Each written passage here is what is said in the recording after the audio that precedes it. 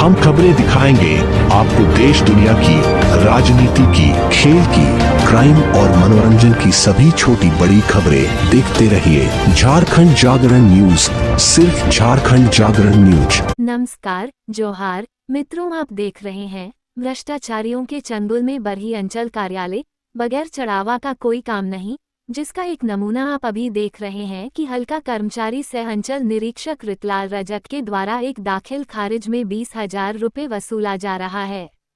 बताते चले कि हजारीबाग जिले के बरही अंचल कार्यालय पूरी तरह भ्रष्टाचारियों के गिरफ्त में है। इन दिनों जमीनी कागजातों को लेकर अंचल कार्यालय में हाय तौबा मची हुई है।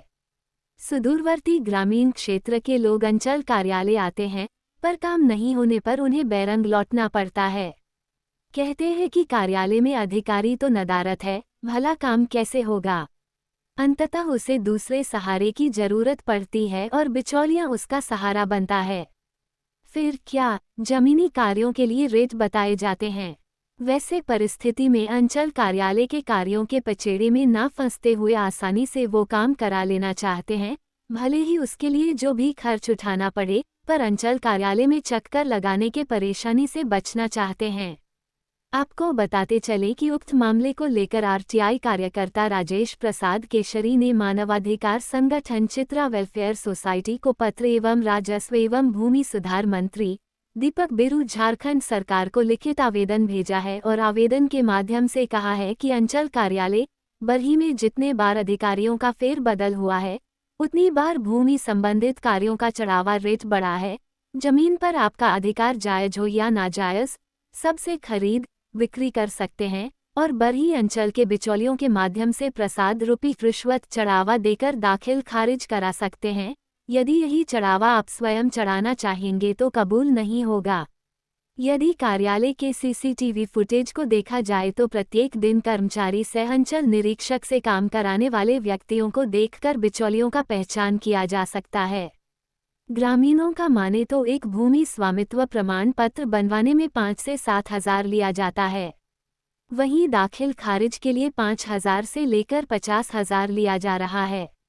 कर्मचारी के मन मुताबिक चढ़ावा बिचौलियों के माध्यम से चढ़ाने पर आपके द्वारा दिए गए फोटोकॉपी दस्तावेजों और ऑनलाइन 2 को ही आधार पर अंचल संबंधित कोई भी कार्य को निष्पादित कर दिया जाएगा। जबकि मेरा दावा है कि ऑनलाइन में 50% से अधिक खाता, प्लॉट और रकबा अवैध रूप से चढ़ाया गया है और आने को रैयत अंचल कार्यालय के मनमानी रवैया से परेशान होकर न्यायालय का चक्कर भी लगा रहे हैं। चूंकि न्यायालय में भूमि संबंधित मामले को लेकर मुकदमों का कतार लगा हुआ है। ऐसे कई क्रिमिनल मामले भी हैं जिनकी उत्पत्ति भूमि विवाद से ही हुआ है।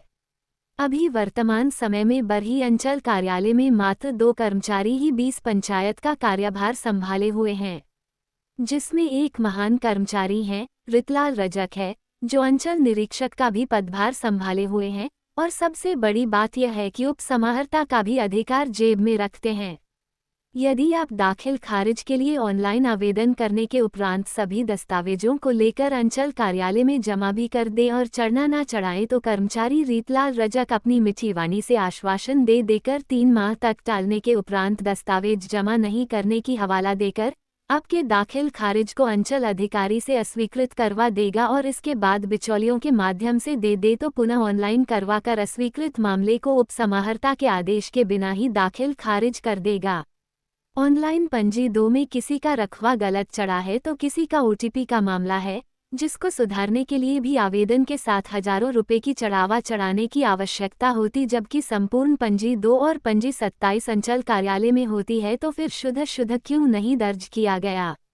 अनेकों ऐसे प्लॉट है जिसकी केवल रकबा दर्ज कर 2-3 लोगों के नाम पर जमाबंदी चल रहा है, जिसके कारण ऑनलाइन पंजी 2 पर प्लॉट नंबर भी नहीं चढ़ाया जाता है। आपको मालूम हो कि जिस गैर मजूरवा भूमि का मालगुजारी रसीद झारखंड सरकार के द्वारा रोका, इसके बावजूद कुछ खास लोगों के नाम से गैर मजूरवा भूमि का भी मालगुजारी रसीद निर्गत हो रहा है, तो फिर आम ग्रामीणों के गैर मजूरवा भूमि का मालगुजारी रसीद निर्गत क्यों नहीं किया जाता है। आप समझ सकते हैं एक ही राज्य में 2 कानून क्यों। उक्त तथ्यों की सत्यता के लिए अनेकों दस्तावेजों को सूचना के अधिकार अधिनियम अंचल कार्यालय से ही लेकर तो कुछ ऑनलाइन से निकाल कर रखा हूँ, जो जांच का विषय है, आवश्यकता पड़ने पर सक्षम अधिकारी या न्यायालय के समक्ष दाखिल कर सकता हूँ।